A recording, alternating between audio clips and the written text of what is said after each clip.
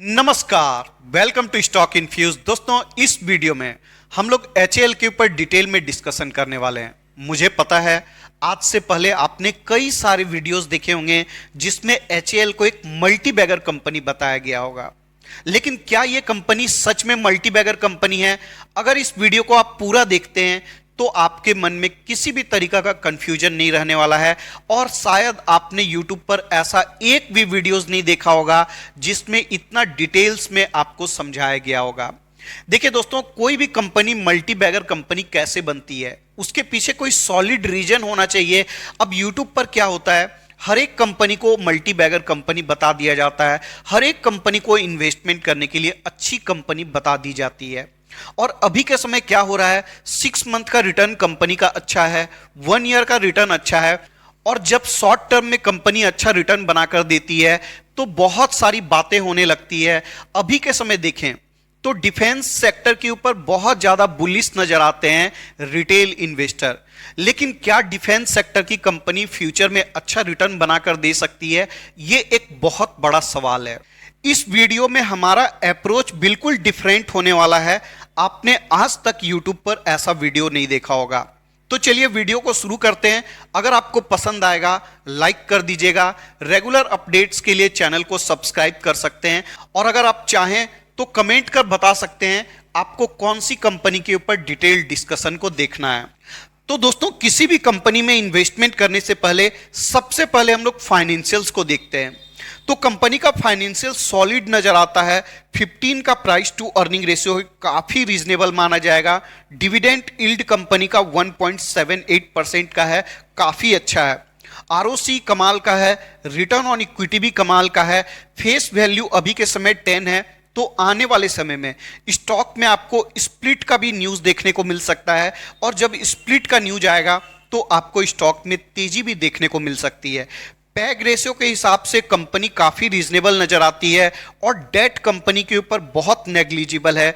उसके कंपैरिजन में 20,500 करोड़ का कैश रिजर्व है। तो दोस्तों, कंपनी के फंडामेंटल्स में किसी भी प्रकार की कमी देखने को नहीं मिलती है, लेकिन क्या किसी कंपनी का अच्छा फंडामेंटल्स होना एकमात्र क्राइटेरिया होता है अच्छा रिटर्न के लिए? दोस्तों, फंडामेंटल्स इसलिए देखा जाता है कि कंपनी इन्वेस्टमेंट करने के लिए अच्छी है कि नहीं, और कंपनी का फ्यूचर समझना होता है कि फ्यूचर में आपको अच्छा रिटर्न मिल पाएगा या नहीं मिल पाएगा। और कंपनी के फ्यूचर को समझने के लिए कंपनी के पास्ट को भी डिटरमाइन करना होता है।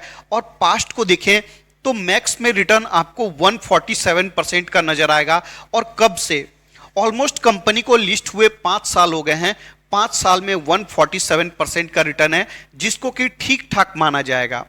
लेकिन दोस्तों, इस कंपनी का अगर कंपैरिजन हम लोग किसी और कंपनी के साथ करना चाहें तो इंडिया में ऐसी कोई भी कंपनी नहीं है जो फाइटर एयरक्राफ्ट का मैन्युफैक्चरिंग करती हो, हेलीकॉप्टर्स को बनाती हो, ट्रेनर एयरक्राफ्ट को बनाती हो। तो हम लोग कंपैरिजन नहीं कर पाएंगे इंडिया के किसी कंपनी से।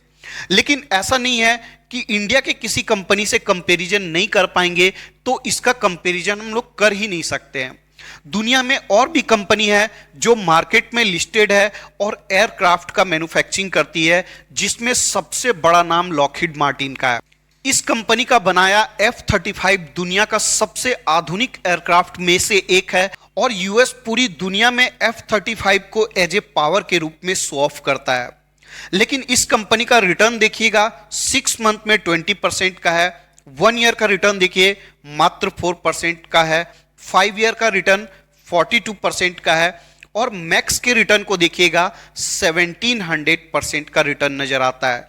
लेकिन अगर टाइम पीरियड को देखिएगा, ये रिटर्न आपको 1995 से है, तो इतने टाइम पीरियड में मात्र 1700% का रिटर्न है। CAGR में कैलकुलेट करिएगा, रिटर्न काफी कम नजर आता है।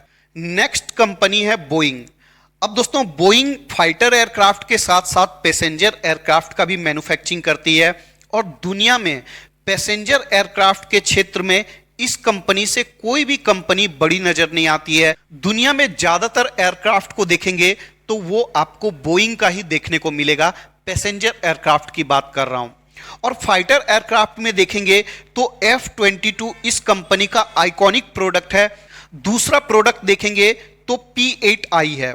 अब दोस्तों, P-8I एक सबमरीन हंटर एयरक्राफ्ट है और इसका इस्तेमाल इंडिया भी करती है। कंपनी दुनिया में सबसे आधुनिक हेलीकॉप्टर का भी मैन्युफैक्चरिंग करती है। इसके हेलीकॉप्टर्स का इस्तेमाल इंडियन नेवी के साथ साथ इंडियन एयरफोर्स भी करती है। तो ये भी दुनिया की दूसरी सबसे बड़ी कंपनी है जो फाइटर एयरक्राफ्ट का मैन्युफैक्चरिंग करती है। और 6 मंथ का रिटर्न देखिए 60% का है। अब दोस्तों 6 मंथ में जितनी भी डिफेंस कंपनी का रिटर्न देखेंगे सबका आपको पॉजिटिव देखने को मिलेगा। इसका रीजन है रसिया यूक्रेन का कॉन्फ्लिक्ट। और जब भी दो देश के बीच में युद्ध होता है, वार होता है, ऐसे समय में डिफेंस सेक्टर की जो भी कंपनी होती है उनके स्टॉक में तेजी देखने को मिलती है।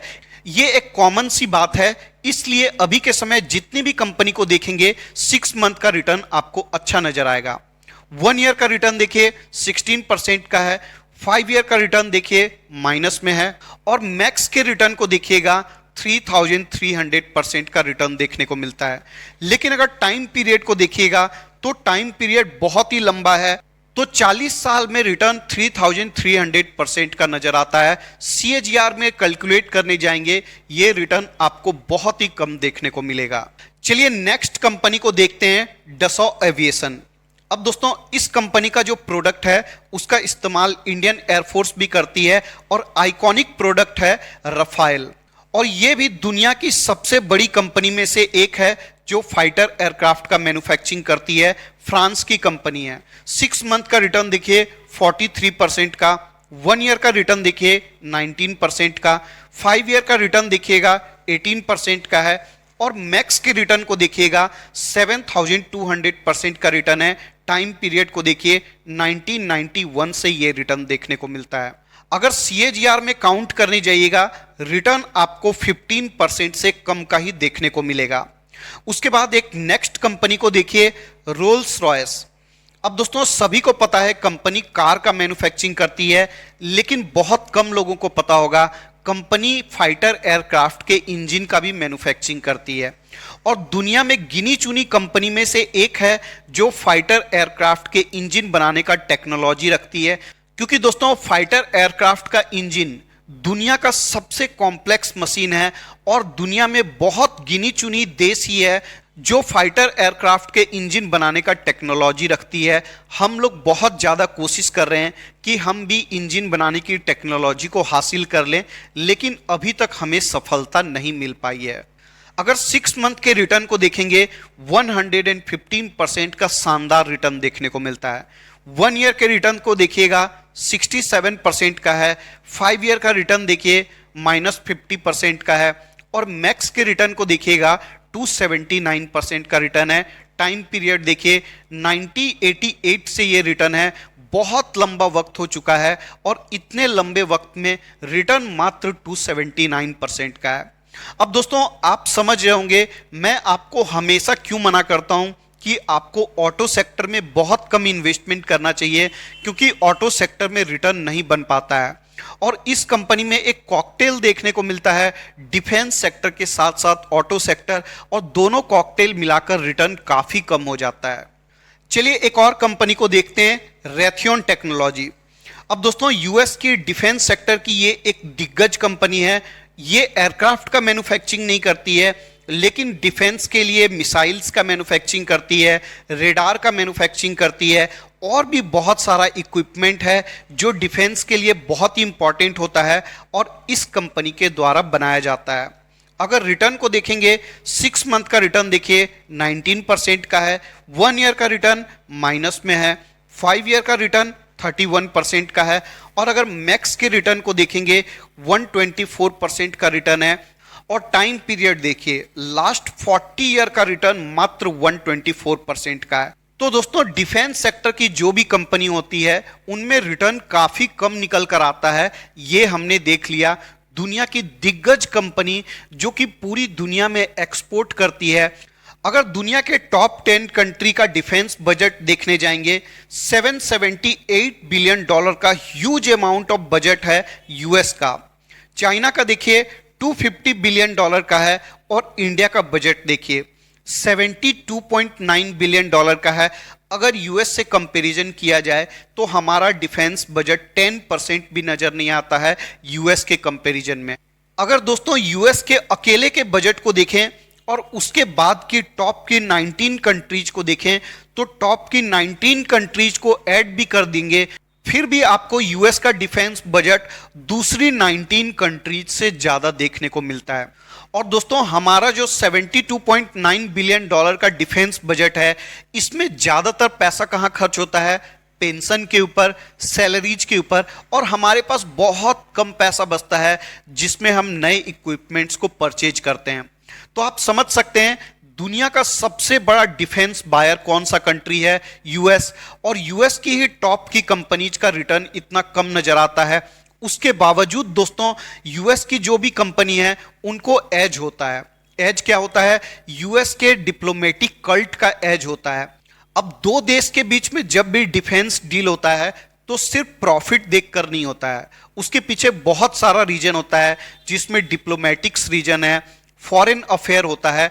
अगर किसी कंट्री का डिप्लोमेटिक इन्फ्लुएंस बहुत ज़्यादा होता है तो वहाँ की डिफेंस सेक्टर की जो भी कंपनी होती है उनको अपने प्रोडक्ट्स की सेलिंग करने में दूसरी कंट्रीज को आसानी होती है। लेकिन दोस्तों एचएएल के साथ ये लग्जरी आपको देखने को नहीं मिलेगी। एचएएल के अगर सेल्स के ग्रोथ को देखने जाएंगे तो सेल्स का ग्रोथ आपको बहुत कम देखने को मिलेगा। देखिए दोस्तों कंपनी का फंडामेंटल्स बहुत अच्छा है, लेकिन जब सेल्स के ग्रोथ को देखेंगे तो मात्र 6-7% का सेल्स का ग्रोथ है। प्रॉफिट का ग्रोथ अच्छा नजर आता है 5 साल और 3 साल का, लेकिन उसका रीजन है क्योंकि कंपनी का प्रॉफिट बहुत ज्यादा गिर गया था और कंपनी का प्रॉफिट जब बॉटम से ऊपर उठता है इसकी वजह से आपको परसेंटेज के टर्म्स में ज्यादा नजर आता है। अदरवाइज एक्चुअल नंबर देखेंगे तो पिछले 3-4 साल से नंबर्स काफी अच्छा निकल कर आ रहा है, लेकिन अगर लॉन्ग टर्म के प्रॉफिट को देखेंगे तो आपको इनकंसिस्टेंसी देखने को मिलेगी। कभी प्रॉफिट बढ़ जाता है, कभी कंपनी का प्रॉफिट 2600 करोड़ होता है, घट के 1900 करोड़ हो जाता है, फिर 2600 करोड़ होता है, फिर घटकर 1900 करोड़ हो जाता है। तो एक इनकंसिस्टेंट कंपनी है और कंपनी का सेल्स ग्रोथ भी बहुत कम नजर आता है, मात्र 6-7% का। अब दोस्तों बहुत सारे एक्सपर्ट आपको बताएंगे कि फ्यूचर में कंपनी का सेल्स बढ़ सकता है, लेकिन जो भी एक्सपर्ट आपको बताएंगे कि फ्यूचर में कंपनी का सेल्स ग्रोथ बढ़ सकता है, आप उनसे पूछिएगा कैसे बढ़ सकता है। वो आपको बताएंगे कि इंडियन एयरफोर्स की तरफ से बहुत सारा ऑर्डर मिलने वाला है कंपनी को, और दोस्तों मिला हुआ भी है, और कंपनी ऑर्डर को फुलफिल करना स्टार्ट भी कर चुकी है और फ्यूचर में भी कंपनी को ऑर्डर मिलने वाला है। लेकिन क्या जितना ऑर्डर मिल रहा है कंपनी को उससे कंपनी का सेल जाएगा? अब दोस्तों कंपनी कोई ऐसा प्रोडक्ट तो बनाती नहीं है जिसका बहुत सारा एडवर्टीजमेंट करेगी, बहुत सारा मैन्युफैक्चरिंग करेगी और जो भी मिलेगा उसको सेल्स कर देगी। ऐसा तो होने वाला नहीं है। एचएएल अपनी कंपनी से एक तिनका भी सेल नहीं कर सकती है जब तक इंडियन गवर्नमेंट का परमिशन नहीं मिल जाता है। अब दोस्तों बहुत सारे सो कॉल्ड एक्सपर्ट आपको बताते हैं कि company multibagger return provide कर सकती है। अब दोस्तों कोई कंपनी रिटर्न कब प्रोवाइड करती है? जब कंपनी का सेल्स बढ़ता है, जब कंपनी का प्रॉफिट बढ़ता है। लेकिन क्या एचएएल का सेल्स बढ़ सकता है? बहुत मुश्किल है दोस्तों, क्योंकि एचएएल के अगर प्रोडक्शन रेट को देखेंगे तो प्रोडक्शन रेट बहुत ही स्लो है। अब दोस्तों बहुत सारे लोग बोलेंगे कंपनी अपना प्रोडक्शन रेट क्यों नहीं बढ़ा लेती है? देखिए दोस्तों ये कोई छोटी मोटी चीज नहीं है। अब दोस्तों एयरक्राफ्ट बनाना कोई आसान चीज नहीं है। इसके लिए जो प्रोडक्शन लाइन बनाना होता है उसका कॉस्ट बिलियंस ऑफ डॉलर में आता है, और कंपनी अगर मान लीजिए नए प्रोडक्शन लाइन को सेटअप कर देती है और कंपनी फ्यूचर में अपने ऑर्डर को फुलफिल कर देती है और कंपनी को और एक्स्ट्रा ऑर्डर नहीं मिलता है क्योंकि अभी भी हमारे पास इतना ज्यादा एक्सपोर्ट मार्केट अवेलेबल नहीं है, तो कंपनी का बिलियंस ऑफ डॉलर जो इन्वेस्टमेंट होगा वो स्टक हो जाएगा। इसलिए कंपनी अपने प्रोडक्शन लाइन को बहुत ज्यादा नहीं बढ़ा सकती है जब तक कंपनी को एश्योरिटी नहीं हो कि बहुत बड़ा ऑर्डर मिल सकता है।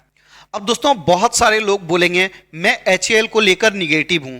ऐसा बिल्कुल नहीं है दोस्तों, मेरा काम है आपको साफ साफ बात बताना, एक लॉजिकल डिस्कशन देना जिससे आप एक बेटर इन्वेस्टमेंट डिसीजन ले पाएं। मैंने आपके सामने सारा नंबर्स रख दिया है, और अगर पॉजिटिव पॉइंट की बात करूं तो कंपनी फंडामेंटली स्ट्रांग है, एक पॉजिटिव पॉइंट है।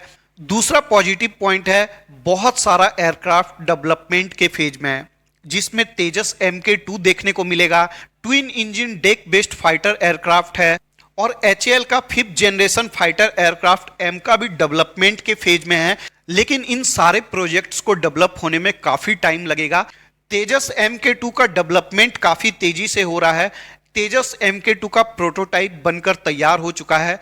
अभी कंपनी प्रोटोटाइप को विंड टनल टेस्टिंग के लिए फ्रांस भेजने वाली है। वहां से सर्टिफिकेशन के बाद कंपनी आगे फर्दर डेवलपमेंट देख सकती है। तो दोस्तों, कंपनी को अच्छा ऑर्डर मिलने वाला है फ्यूचर में इंडियन एयरफोर्स की तरफ से, क्योंकि भारत सरकार और इंडियन एयरफोर्स आत्मनिर्भर भारत पर ध्यान दे रही है और ज्यादा से ज्यादा कोशिश कर रही है कि इंडिया में बने हुए डिफेंस इक्विपमेंट की परचेजिंग की जाए। लेकिन दोस्तों, सवाल वहीं पर अटक जाता है, क्या कंपनी डिमांड को फुलफिल कर सकती है? क्या प्रोडक्शन को बढ़ा सकती है? और अगर प्रोडक्शन को बढ़ाती है तो क्या इकोनॉमिकली वायबल होगा?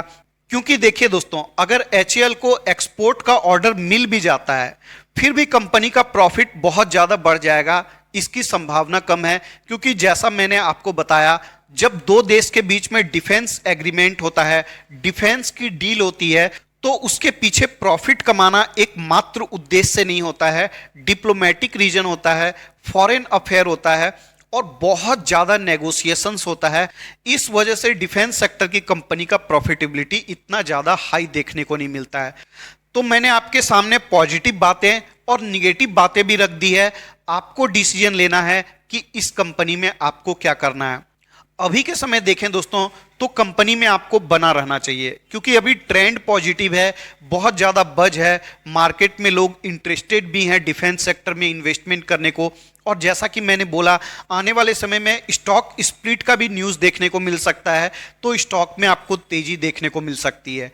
लेकिन दोस्तों, जैसे ही ट्रेंड आपको निगेटिव देखने को मिले, तो आपको स्टॉक से एग्जिट करने का भी मौका देखना चाहिए, क्योंकि एक बार अगर स्टॉक में गिरावट हो जाएगी अच्छी खासी, तो आपको बहुत लंबा कंसोलिडेशन का फेज देखने को मिल सकता है और आपको रिटर्न बनाना काफी मुश्किल हो सकता है। तो आपके ऊपर है दोस्तों, आपको स्टॉक में क्या करना है। अगर फ्रेश इन्वेस्टमेंट की बात करें, तो करेंट मार्केट प्राइस पर मैं सजेस्ट नहीं करूंगा कि आपको बाइंग करनी चाहिए। अगर आपको फिर भी करना है तो आप अपने अनुसार डिसीजन ले सकते हैं। बाकी मैंने आपको लॉजिकली समझाने की कोशिश करी है कि डिफेंस सेक्टर में इतना अच्छा रिटर्न नहीं बन पाता है। तो इस वीडियो के डिस्कशन के लिए इतना ही रखते हैं। अगर आपको डिस्कशन पसंद आया है, वीडियो को लाइक जरूर कर दीजिएगा, चैनल को सब्सक्राइब कर दीजिएगा। मिलते हैं किसी और वीडियो में किसी और इंफॉर्मेशन के साथ। तब तक के लिए धन्यवाद।